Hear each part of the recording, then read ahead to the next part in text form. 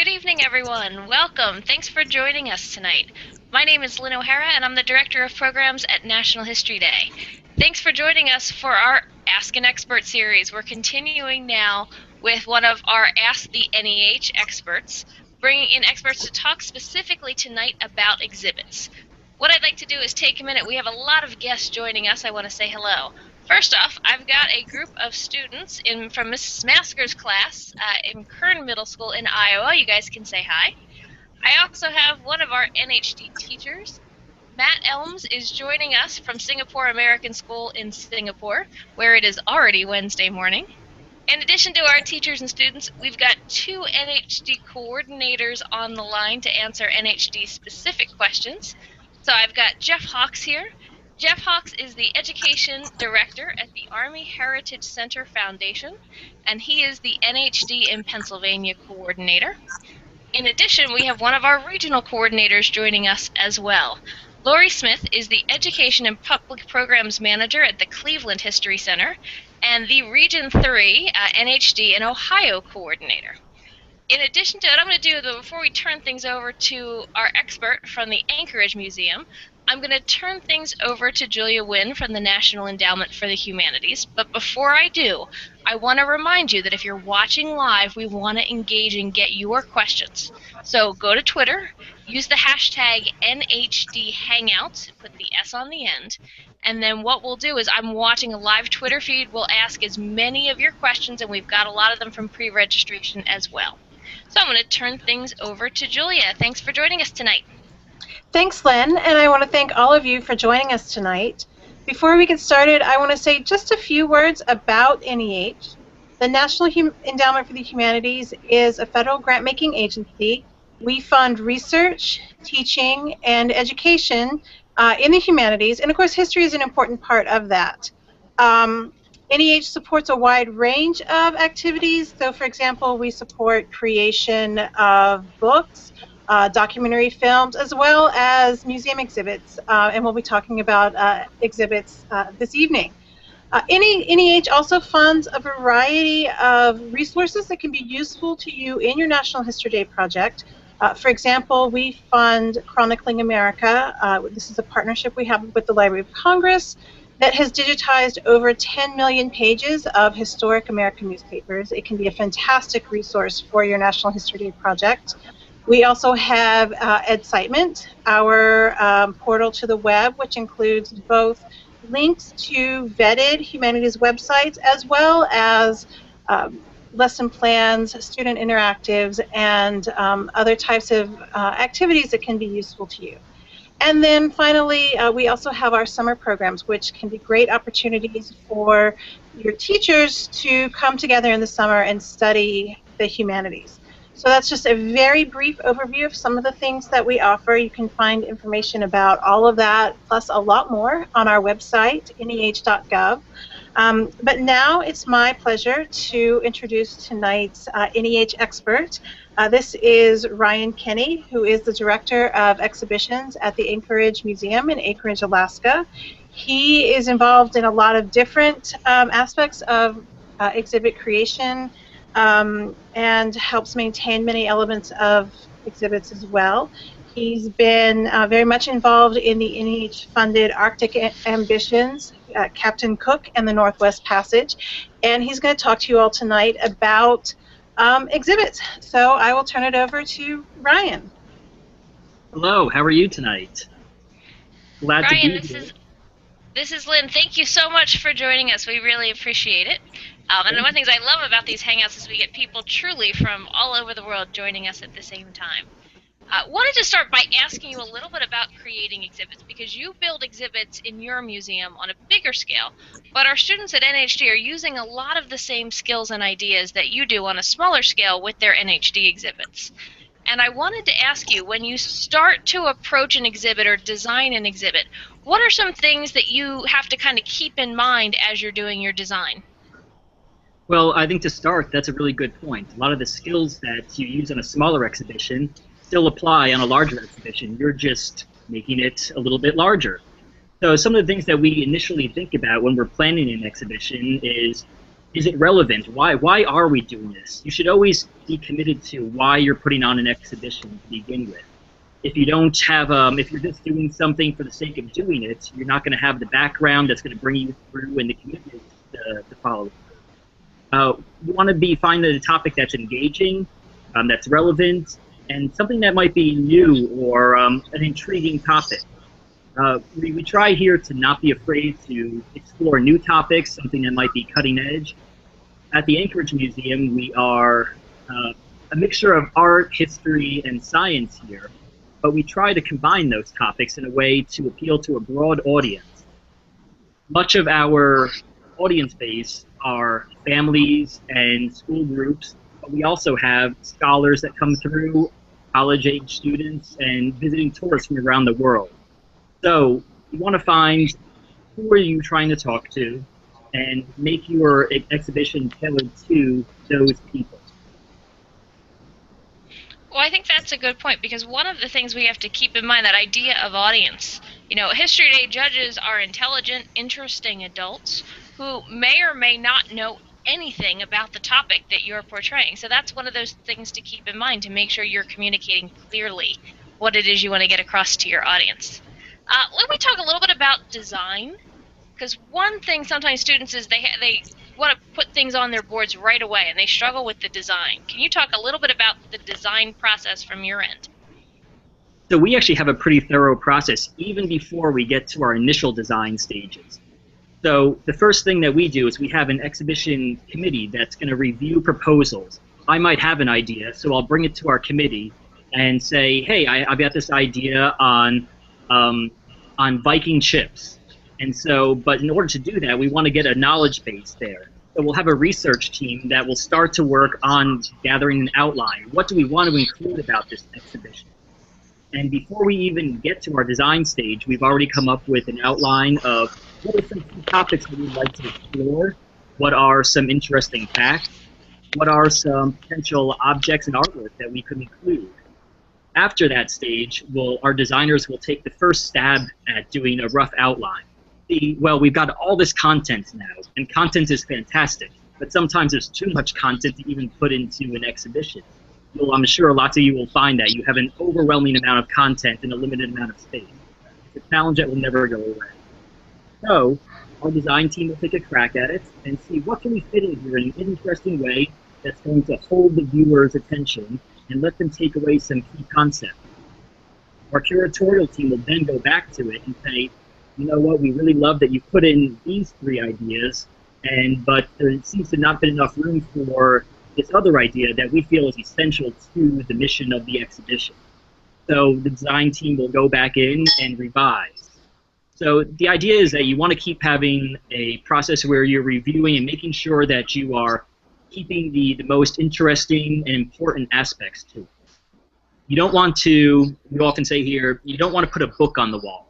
There's a time and a place for the in-depth scholarly research that a book might come out with, but you're trying to have the audience come away with a few topics that will hopefully, in our case, we want them to leave the museum exploring the topic on their own. Say, you know what, I didn't realize A, B, and C, and so I'm going to go home and look a little bit more into detail on the internet or at a book in my local library. Absolutely. That editing process is really important, and NHD students, know exactly what you're talking about. We'll talk a little bit more later, but they have a 500 student composed word count limit, which really, like you said, forces you to decide what's really important to go on that panel and what really maybe needs to go or needs to be there in an image or a map. We'll talk a little bit more about that in a bit. Now, one of the things with any sort of an exhibit is that they have to be visually appealing. There is, it is a visual medium. And what are some strategies that our students can use to make sure that their exhibits have a visual appeal to somebody who's walking by it? Well, something that we find effective is, as you were just noting, there is a 500 word count is pretty limited. So you have to be very focused in what you're trying to get across.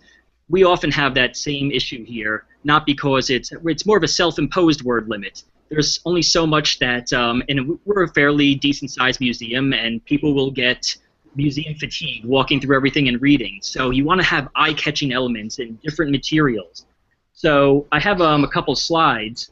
Slides number 2 and 3 of my that I put in show different ways to use infographics. Infographics are a great way to combine a picture or a chart or a graphic with a couple key words, and these will let the viewer, their eye will move to a different area. And the cliched saying is a picture is worth 1,000 words, but there's a lot of truth to it, that by having a small image with a small amount of text, you can get across just as much as you would with putting in a 300-word label. And it'll imprint in the visitor's mind. We want them to go away saying, "Oh, I remember the chart that listed down the breakdown rates of plastics." If you just have a label listing that, there's a good chance that they'll read just a little bit and move on. Some other things that you can do, choosing color palettes. It's important to choose colors that pop out and that match, but you also don't want to overwhelm the visitor with every color in the rainbow. It can be easy to get carried away, and so something I would suggest is before you start building, whether it's an exhibition board or in future life a major exhibition, to do rough drafts. Make sure that what you're doing is, before you commit to doing something, make sure that you're using techniques and either if you're doing a block font style or color palettes, that things work together in a visually appealing way. Something else that can be helpful, I have a slide, I believe it is slide number 8, and this is a little helpful. It's something that gives three-dimensionality to something. You want to have, in a static display, we often have photography exhibits here, and which can be very staid, but you want them to pop. So having even a title sign that might pop out a little bit, and you'll come up with interesting ways of your own to have little features, whether they're detailed features or a small central part of an exhibition board that can come out. But you want it to have a purpose. You don't want to just put anything in there that's going to just serve to take up space, which you're already very limited with. And finally, one other thing, I know that we're going to talk a little bit about interactives and ways for exhibitions to engage, but there's a great role for interactives. This is a major part of all exhibitions now, but when you're coming around to technology or interactives, it's important to make them work for you. Don't just put something in there for the sake of putting something in there.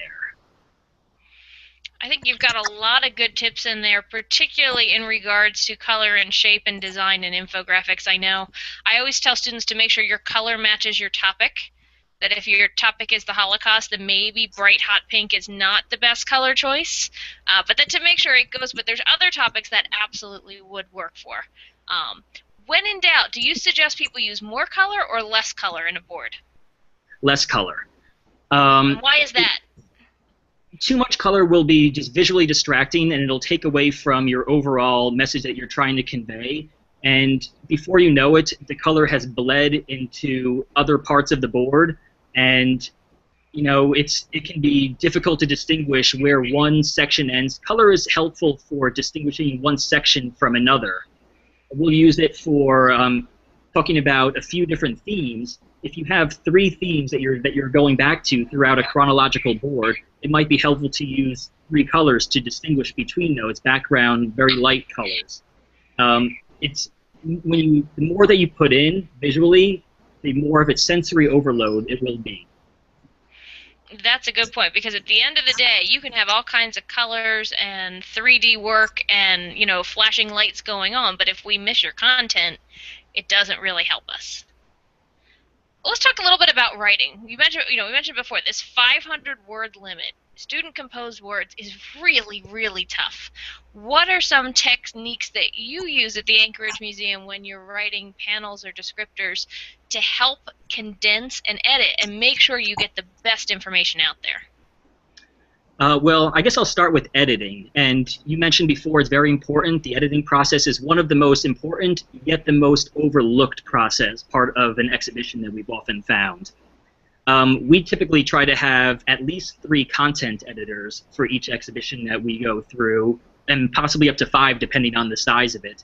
and then a separate person whose only task is for copy editing, checking for grammar, for typos, for spelling. And it's important we like to, for content, have both people that are very familiar with the subject, but also that might not have as much familiarity with the subject as you, the author, the creator, would be. You want it to be, the exhibition to be accessible, and the content and the text to be accessible. So within there, you should avoid using technical jargon or technical terms that you, over the course of your research, have become secondhand to you. But when I walk in, I might be flabbergasted there. Avoid using acronyms or abbreviations that somebody might not know about unless they've already been well established. Something that we like to do, too, is just to think, if a visitor only spends 15 seconds looking at your label or a part of your board, what is the one thing that you want them to take away from it? So with each small label or an introductory blurb, it can be difficult sometimes, but we typically try to front load, put the most important aspects first. Use strong active language. This is a way to keep down your word count. Passive language will put in extra words that are, frankly, taking away from your limited time to get your message across. So just think, though, if your visitor only is going to take away one thing from your exhibition, what would it be? Make sure that you have that point front and center. I think that's a really important idea. It's almost like you're writing like a journalist, where you've got to get the most important information into the headlines and into those first lines to make sure that your audience can see it and can engage with it. Let's talk a little bit about... Oh, sorry, go ahead. Oh, I was going to say something else that if you have a photo or any other part of your exhibition, each label should stand alone. It's important that while continuity is important and it can tell a cohesive story, we like to have each label be able to stand alone that describes an artifact. If everything else in the exhibition disappeared, you can see I have slide number 7, we have a small display, and nothing fancy here at all. This was a very low budget, very low tech exhibition, but it ended up being one of our most popular exhibitions, just about the history of footwear in Alaska.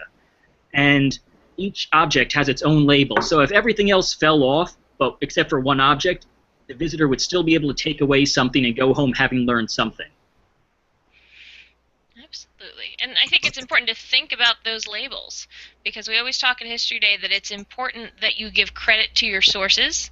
And credit lines are things that don't count against your word count. So that's where you put that tagline that says, you know, this is a photograph from the National Archives from 1924. Those are the kinds of things that, you know, it's important to credit, because you have to give credit to where your objects or images or maps or graphs come from. Let's talk a little bit about this interactivity piece. And I think any of our students who've been to any museum exhibition, whether it be a large museum in a major city or a small museum in a historical society, have started to see this. How do you work with interactives? And are there some suggestions or tips you can give to our students to help make their exhibits a little more interactive? I would say keep it simpler than you'd think that you can actually obtain.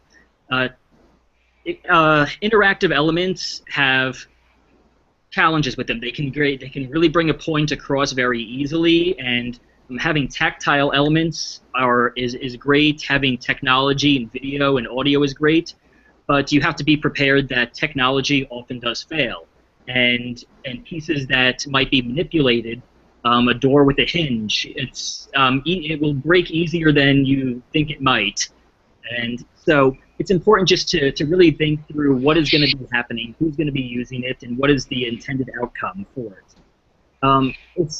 Even with technology, simpler is often better. We use a lot of very low-tech technology here that can dress it up so that the visitor would not know.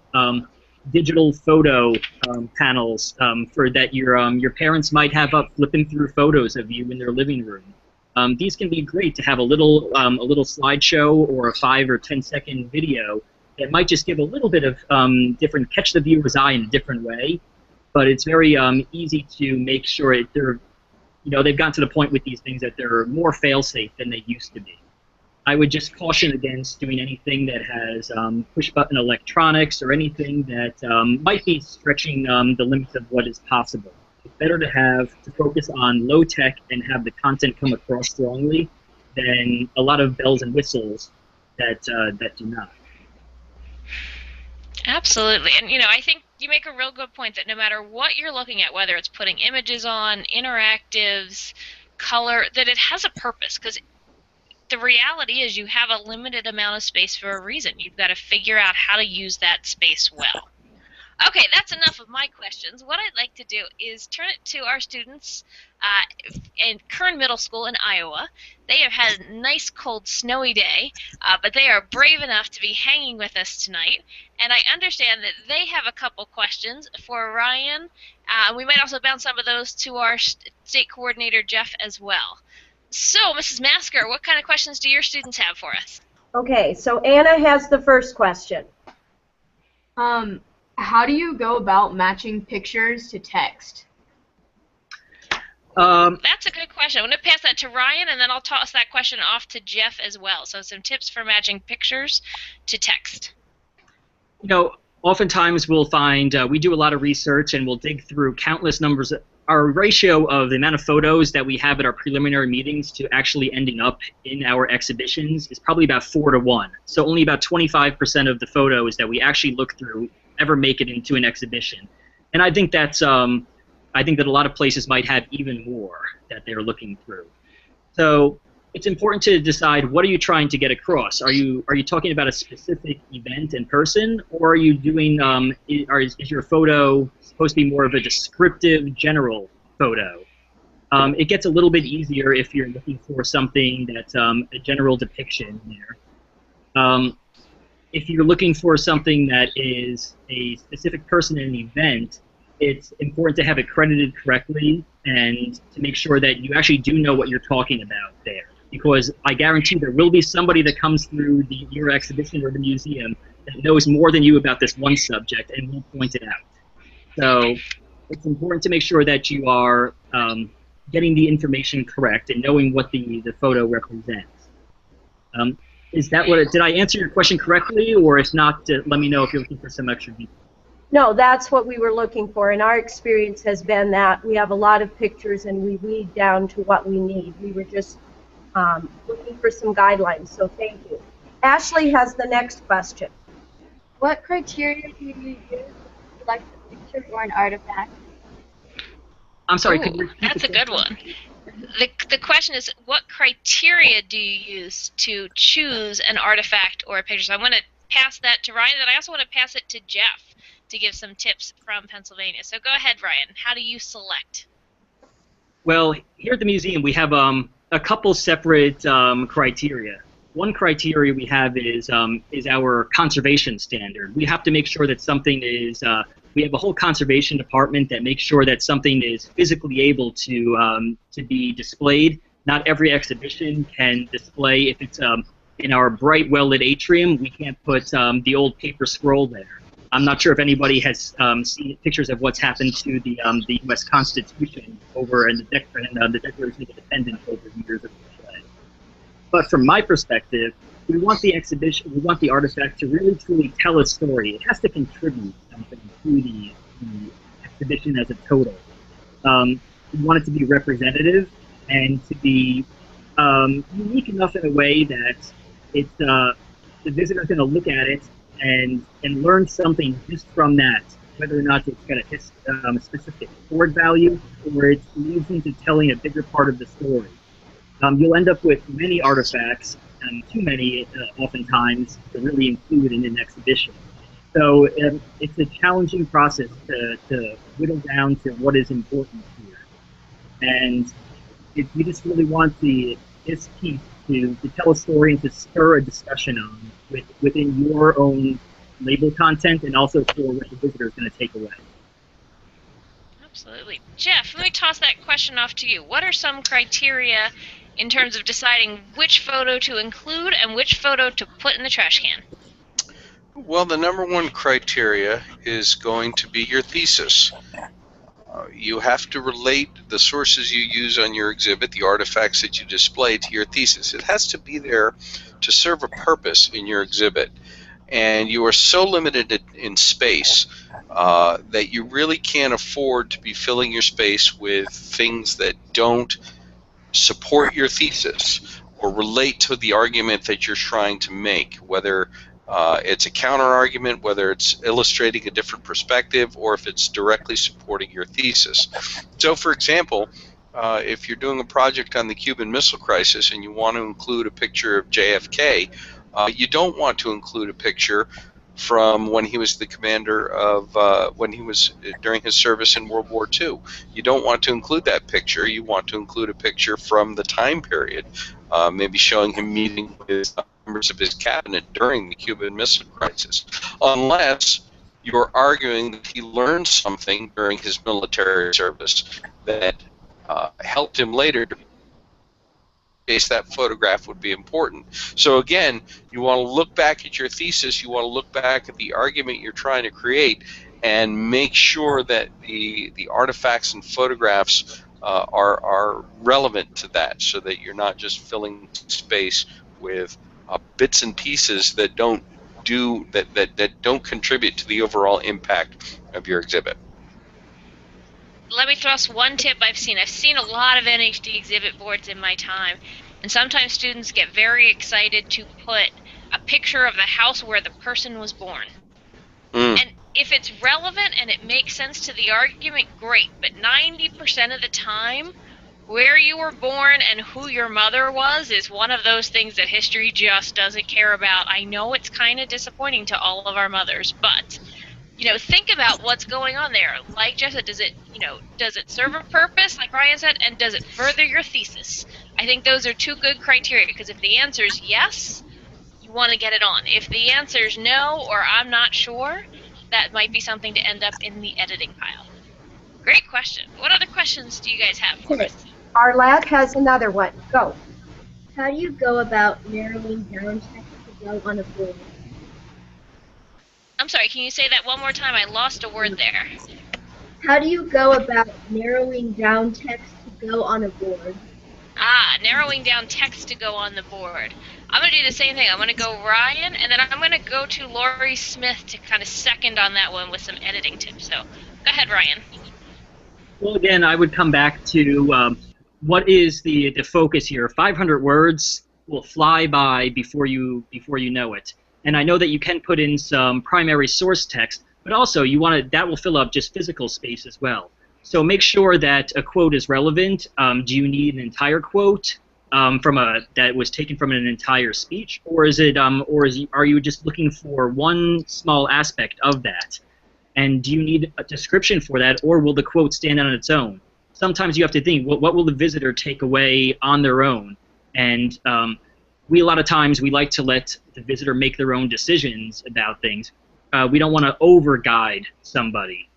So think about what is important there, and again, what's the one point that you want the visitor to take away. You want to organize your content so that what you're putting in flows and that it's all relevant there. You just got to keep coming back to, I think as Jeff said, what is relevant to your topic and what's relevant to your thesis. Absolutely. Lori, what other tips can you give for tightening up that text? I think one of the most ingenious ways that I have seen primary sources work to the advantage of students is by selecting very succinct quotes that speak to your thesis, and then using short snippets of those quotes as subject headers for an exhibit. And it did a wonderful job of presenting the information and keeping your word count down, because your titles and headings were actual quotes from a primary source document. So your selection of your primary source documents can really help you in getting your word across without using your own words. Finding great photographs, and my personal favorite, political cartoons or historical cartoons, are really great ways of getting your point across without using your 500 word limit. Absolutely. I think it's, you know, those it's key to be really good in selecting those quotes, because you don't want to put the entire Declaration of Independence on your board, or you don't want to put all of Queen Elizabeth's speech about the Spanish Armada on the board. It just ends up being a piece of paper with tiny font then. You want to pull those key phrases and key sentences, because that's what really can drive forward your argument. And then you act as the storyteller to string everything together, and use your own words very carefully to do so. Absolutely. Ryan, go ahead. Something else that if you can ever use a map or a photo, political cartoons are great to help make your point. I have a couple slides. It's not necessarily that there's a map right there, you know, that puts up that if you can get across without saying something, people, the visual elements really imprint on people's minds, and we try to do that wherever possible, and to eliminate text, because people are going to start to just sort of skim through. But seeing on this map of the homeland from the Dena'ina Athabascan Native Alaskans, you know, I learned right there every place that they've lived, rather than having to take 300 words to describe that the boundaries. It goes up to Denali and across to the, yep. Absolutely. I think maps can be very, very powerful and are sometimes underused by our students, but they are awesome sources. Okay, Kern Middle School, any other questions for us? We have one more, and Mason and Aiden are going to try to say this together. I tried to pass the questions around, so go. Where do you look for images? Where do you go to look for images? Where are some of the best places to find them? Go for it. What are some tips from our panel here? Favorite sources to dig images up? Library of Congress. Library of Congress is always a good one. I'll put in my plug for National Archives, because I'm working on an article right now and digging through their pictures. And they tend to be pretty high quality scans. If you have local historical societies have a great depth of images that can be used not only on local history topics, but can be national or international topics, but might be with a bit of a local point of view. Excellent. Ryan, what else do you have? If you have a local college, typically that they will have, their library will have some resources. Even your local library might have a special collection, depending on what the topic is that you're looking for. Absolutely. I'm going to give one tip to students. Be very careful with Google image searches. They're really, really powerful, and they can get you some good stuff, but you've got to know who has that image. You all know how to use Photoshop, and it's very easy to doctor an image where you put, let's say, a modern political candidate's face on the head of a historical figure. Be really careful that you're getting your pictures from legitimate sources and that you know where they're coming from, because that'll make a big difference. You don't want to find out that somebody messed with you when you got your picture on your board, because that would be kind of disappointing. Excellent. All right, well, we're going to keep going here. Got some different questions coming through, but I'd like to take a minute here. I'm going to turn things over to Matt Elms. Matt is one of our NHD teachers and teacher ambassadors out in Singapore. And, you know, all teachers, we all kind of have our favorite category. We're not really supposed to have favorites, but we all have ones that we're kind of good at. When I was an NHD teacher, papers and websites were my specialty. Well, Matt's specialty is exhibits, and he's got some tips for teachers and students of some things that he's compiled with his 8th grade students out in Singapore. So I'm going to turn things over to Matt for a minute. All right. Good morning, everyone. This is a little interesting for me. I have my students all watching me as I present instead of the other way with me watching them present. So I'm going to go through a few slides here and just kind of talk about some things that we've learned over the decades on how to improve projects. So some of these things are going to be repetitive, so that's actually good. So you're going to hear the same messages. Let me start off with the first one, which is thesis or a claim. While the contest doesn't require a thesis or a claim, I require my students to have a thesis or a claim. It must be on their exhibit. You want it to be the first thing that a judge will read, and we try to, at all times, include and incorporate within that thesis or claim the theme. The theme must flow through your project in the same way that the Force flows through Yoda. It is that important that you don't leave the theme towards the end, that it is your life force throughout your whole project, and kind of keeping that focus will help you. I'm going to just kind of keep moving on here to some next things. So we talked a little bit about captions, and yes, you have 500 words, and so one of those, just a couple of things to keep in mind is that those captions should be easy to read. Size 30 font or larger seems to work well for us, and it should be presented consistently, so the readers of your project should be able to quickly go through and read those 500 words. It should not be a hunt project. It should be easy for people to follow your direction. There is nothing more important in your project than those 500 words. Have lots of people read them. Get them up on a screen. Argue over them. Fight over them. Make sure everything is doing what you think it is doing, because sometimes when you're working on it on your own screen, it might make sense to you, but you put it up in front of other people, students who don't know what you're working on, they have no idea what you're talking about. So public viewing is a really good thing. The next tip I wanted to talk about was, my students, we create what we call sets of information. So a set of information, and there's some images there so you can see it. We have sets that include a caption, images, primary source quotes. We want quotes from the time period. Those quotes are limited. I'll talk a little bit more about quotes in just a minute. But those sets organize your thinking and create a path for the viewer to follow through. I'm sure museum designers spend lots of time thinking about their audience, and Ryan was kind of talking about this as well, about how do you move the visual experience for the viewer. Next, speaking a little bit more about quotes. The overuse of quotes is it's a big off-put for judges and public viewers. You want to keep it short. We try to keep keep things to a minimum, 1 to 2 quotes per set. They should be from primary sources. It should not be from somebody else's analysis of your topic that you're throwing in there, so you can get some additional analysis. Let's keep moving here. Next, images. One of the things that I've kind of learned over the years, that your images, if you only had the images, could somebody catch the story? And that's how powerful those images are. One of the reasons kids still love to look at exhibits is because they love the images. So can your story be told through those images? And in the process of presenting those images, think about, is everything on your exhibit a rectangle?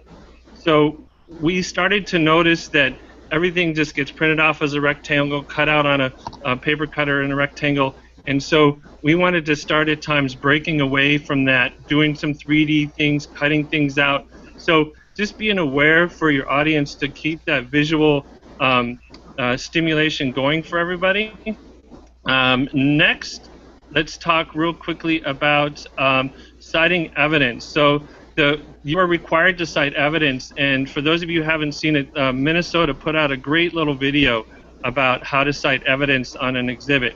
So one of the things you can do, you can see it in the images there, you can create sort of a creative way to present that information. So the photo on the right there, you'll see a family that's Japanese internment, and they're heading off to their camp.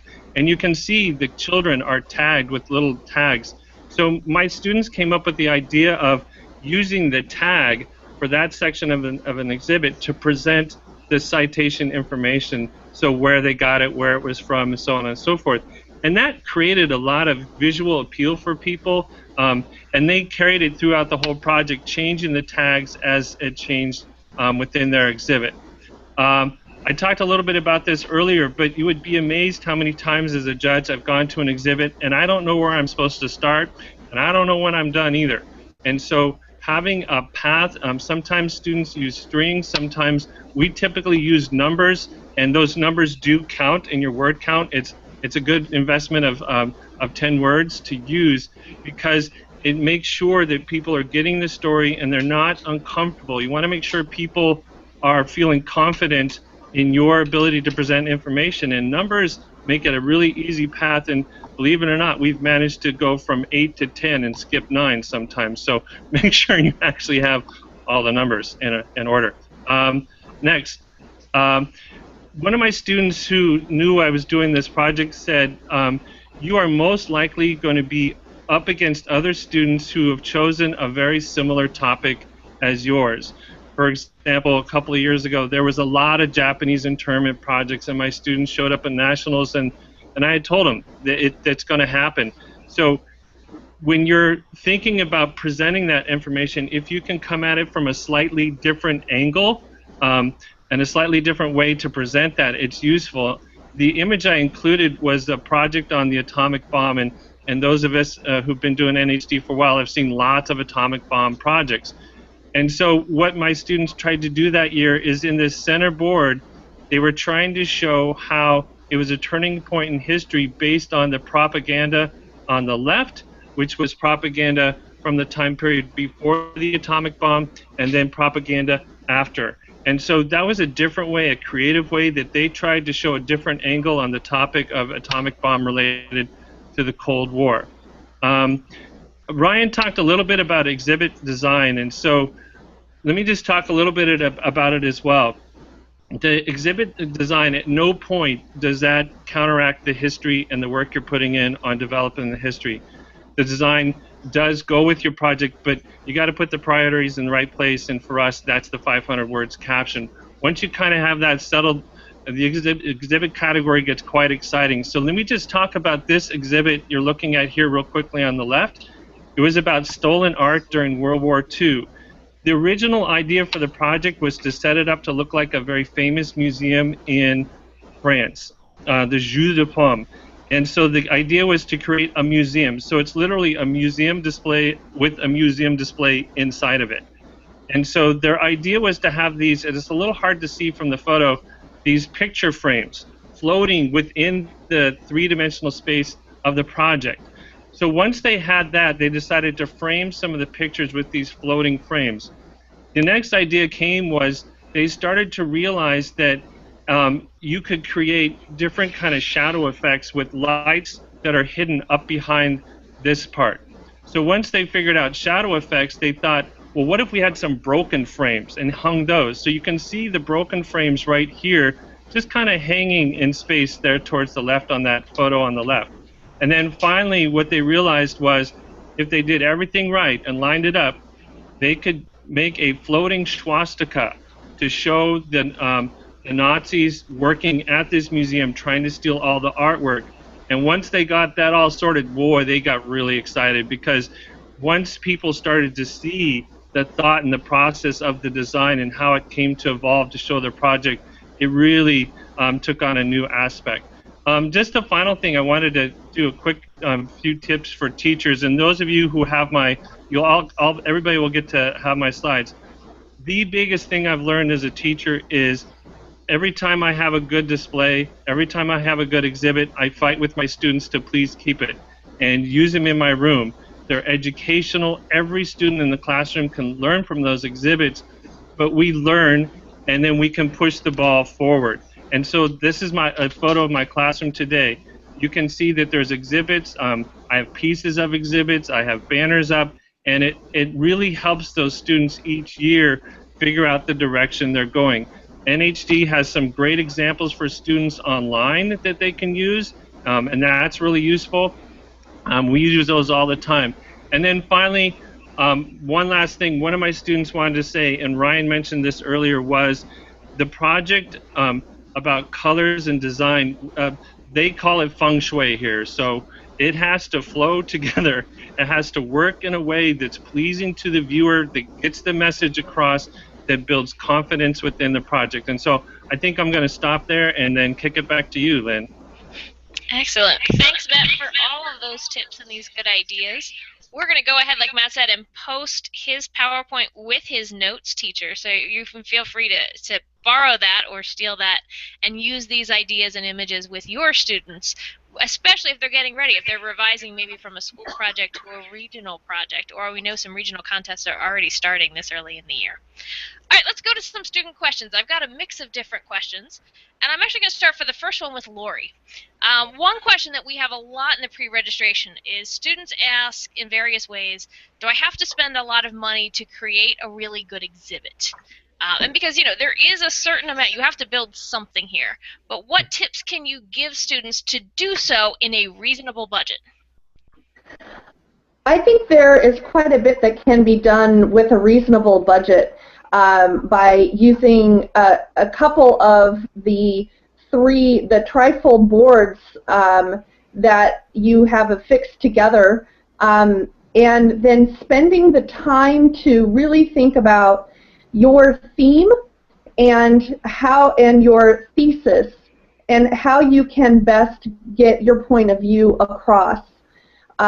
Remembering that this is a History Day competition, not a design competition, is important. So you always want to make sure that history is forefront in what you are presenting. But then, as some of the previous presenters had mentioned, you want to take your cues about how you're presenting your thesis from the subject matter itself.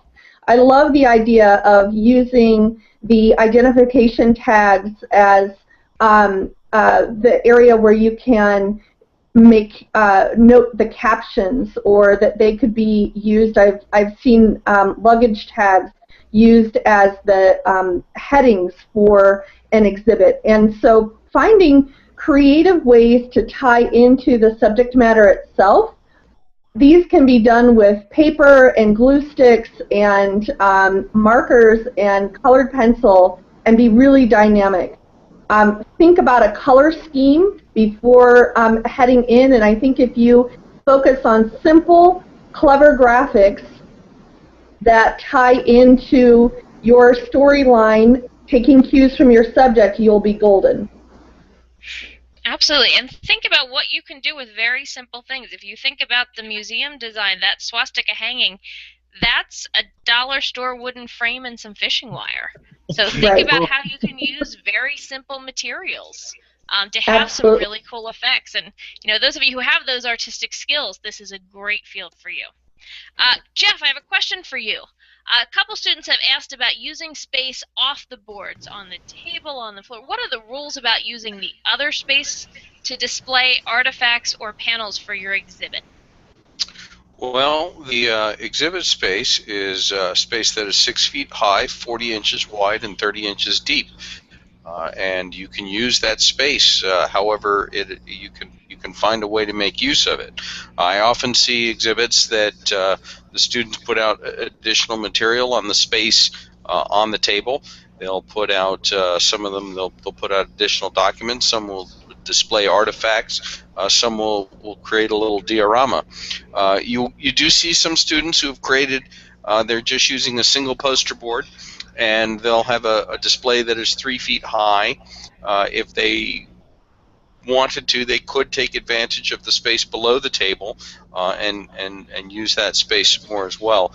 You do need to be aware that just because an object is sitting within that space, if it extends out of that space. So if you have a 6 foot high exhibit board and you have a drape that hangs down over the table, that will exceed the allotted space. And you'll want to fix that and make sure that you're not risking any violations of the rules there.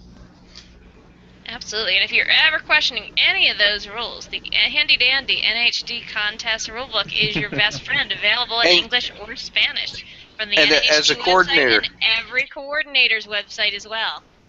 Yeah, and with today's technology, it's just so easy. If you have a question, get out your phone, snap a picture, send a polite, well-formatted email to your state coordinator and say, is this a problem? And it's a good point, too, to mention that if you have a special need, so for example, if you need an electrical outlet because you have Christmas lights built into yours, or you need floor space instead of table space, please make sure your coordinator knows that preferably before the day before your contest. I know Yeah, our coordinators do an awful lot to work with you as long as they know ahead of time. Yeah, you really should plan on bringing an extension cord and power strips and anything else that you might need. You can't count on it being available the day of. Absolutely. Okay, I'm going to toss a question off to Ryan here. One thing that we always encourage our students to do is that any final work product should look and feel professional. What are some tips for students to make sure what they put together looks like a professional finished product as best as is possible? Well, first thing I would recommend is to come back to the editing process. The easiest thing that you can do is to make sure that you are avoiding typos, grammatical errors, anything like that. Make sure that if you're writing that you're doing so legibly. If you cannot avoid illegible handwriting, then maybe you need to move to printing and to inserting printed block text. So things like that are simple things that you can do. Making sure you have clean lines and an easily flowing way to detail which way you want the viewer to progress through your exhibition. If I come into an exhibition and I'm confused about where am I supposed to go, or I feel like things are out of order, or am I missing something, it's easier to get distracted and to feel that the creator did not put the thought process into how I should be guided through to following things in the most logical manner. Absolutely. Jeff, I have a question for you, and we had a lot of variety of this type of question on the pre-registration. If, we see a lot of those trifold boards that come through our contests, but we also see boards that are globes, that are boxes, that spin, that are book style. What do you suggest to the student? Do you suggest that they do the traditional style, or do you suggest that they think outside the box?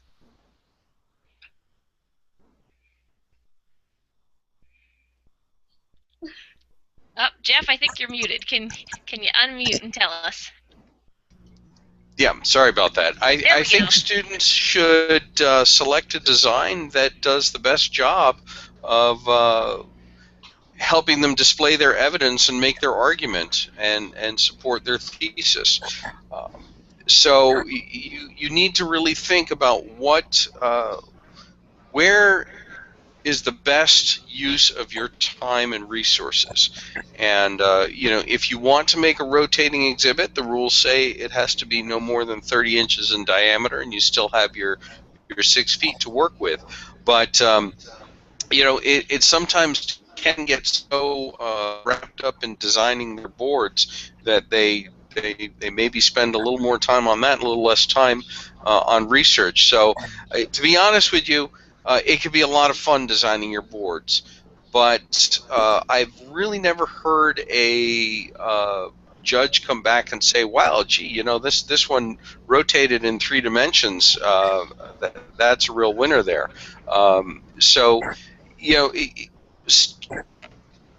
explore, have some fun with your exhibit design, and definitely, if something really works with your topic, definitely go for it. But don't get so wrapped up into it that you neglect other aspects of your exhibit. I think we had one a few years ago at Nationals. It was about people who concealed Jews from the Nazis, and they actually had a secret entrance. You had to go inside to look at the exhibit. And that was kind of an interesting design and really kind of helped make a point. So you can certainly explore, but again, don't let your excitement over, hey, I think I can build a board that looks like this, override your need to make sure that you're filling it with appropriate content displayed appropriately. Excellent. Tons of great questions tonight, and I know I'm pushing on my time, but I have one other question. Mr. Elms, I'm going to pass this one to you. A lot of students in pre-registration were asking about judges. What kinds of questions do judges ask? How do I know what to say? How do I handle a judge when there's a group of us there? And I know you've served as a judge at a couple different levels. Can you give us your best 1 or 2 tips for surviving judging for students who are nervous going into those regional contests? Okay, so I think kind of a couple things we've learned. One is work with your state coordinator, your teachers, to generate a list of possible questions that could be asked. They're always going to ask different questions, but typically speaking, there's going to be a question about how does your topic relate to the theme? How did you become interested in your topic?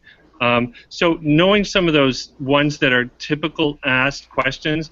Another thing we do is we practice that questioning process so that our students learn, particularly in the group settings, not to talk over one another, not to contradict one another, how to work as a team to make it through those experiences. The other thing one of my students said is that if you have something really cool about your exhibit, within the process paper, you can mention something about your exhibit and part of the design so that it's in the process paper. You can point that out to the judges while they're coming around to the exhibit and physically point right there. And that's one of the things our students do on exhibits is as the judges are asking questions, they know, oh, here's our thesis, it's right here. Or why did Rose Valland make this decision? Oh, here it is, this is her diaries, and this is why she did what she did. So having that ability in an exhibit to literally point at what's going on seems to be something that's worked well for my students, and they wanted me to point that out too. Excellent. Well, thank you so very, very much. We do have a survey underneath this, so please go ahead and fill this out. So I'm just going to say a really quick thank you. Thank you to Mr. Elms for joining us from Singapore. Thank you to Mrs. Masker and your students from Kern Middle School in Iowa. Thank you to our coordinators, Jeff and Lori from Pennsylvania and Ohio. And thank you, Ryan, for being our guest tonight from Anchorage. At that point, I'm going to turn things over to Julia to wrap the evening. Thanks, Lynn. And I want to echo Lynn's thanks to everyone who took part in the Hangout tonight. I think it was a really great look at some of the ways that you can make your exhibit the best it can possibly be. I also want to just quickly remind you of some of the NEH-funded resources we have that can help your project.